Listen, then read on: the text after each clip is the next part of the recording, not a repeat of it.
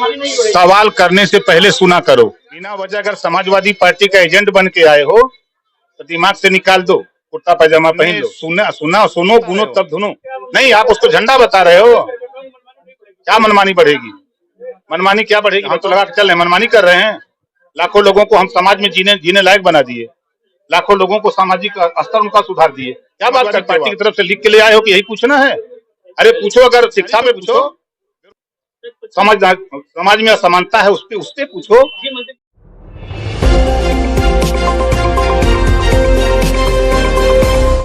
Party की सरकार जब भी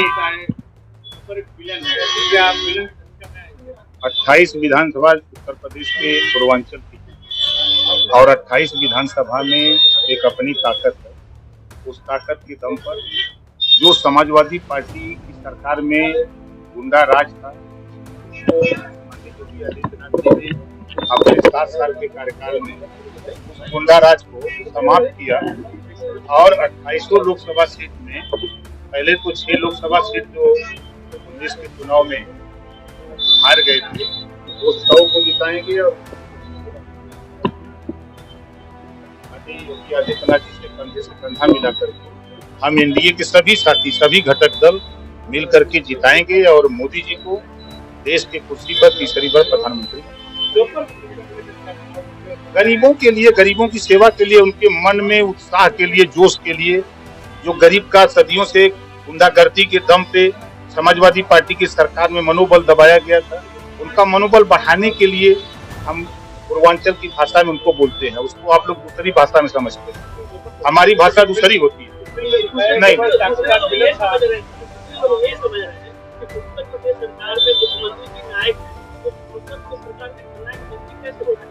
नहीं, देखिए वो खलनायक की भूमिका नहीं था, वो हीरो का। और क्या हीरो क्या होता है? हीरो की भूमिका होती है उसकी। शोले फिल्म में पूछिए हीरो कौन था? खलनायक उसको कहेंगे। कम से कम नहीं, सवाल के पहले आप लोग भी सोचो कि जब आपके ऊपर कोई आफत आती है तब याद आता है सरकार, याद आता है नहीं आता है? पिछली सरकार में जो गुंडागर्दी हुई गरीबों के, कमजोर लोगों के, शोषितों मजदूरों के ऊपर, उसे निपटने के लिए ही ना लामबंदी हुई, ये सरकार बनी है। तो उस सरकार के साथ खड़े हैं तो क्या दिक्कत है?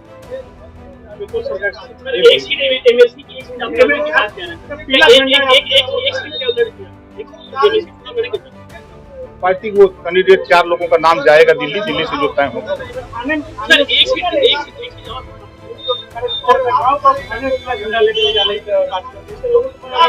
सवाल करने से पहले सुना करो। बिना वजह अगर समाजवादी पार्टी का एजेंट बन के आए हो तो दिमाग से निकाल दो, कुर्ता पैजामा पहन लो। हमने सुनो गुनो तब धुनो। मैंने कहा कि आपकी पहचान पीले साफे से है। आप कहीं भी जाओ, थाने पर भी जाओ, कार्यकर्ता नेता, तो दरोगा जी के सामने जब वो देखेंगे कि पीला साफा वाला है तो उसको ओम प्रकाश राजभर भी नजर आएगा। और आप उसको झंडा बता रहे हो। नहीं, आप उसको झंडा बता रहे हो। क्या मनमानी बढ़ेगी? मनमानी क्या बढ़ेगी बताओ? हम तो लगा के चल रहे हैं, मनमानी कर रहे हैं। लाखों लोगों को हम समाज में जीने लायक बना दिए, लाखों लोगों को सामाजिक स्तर उनका सुधार दिए। क्या बात करते हो आप? समाजवादी पार्टी की तरफ से लिख के ले आए हो कि यही पूछना है? अरे पूछो, अगर शिक्षा में पूछो, बेरोजगारी पे पूछो, समाज में असमानता है उसपे पूछो।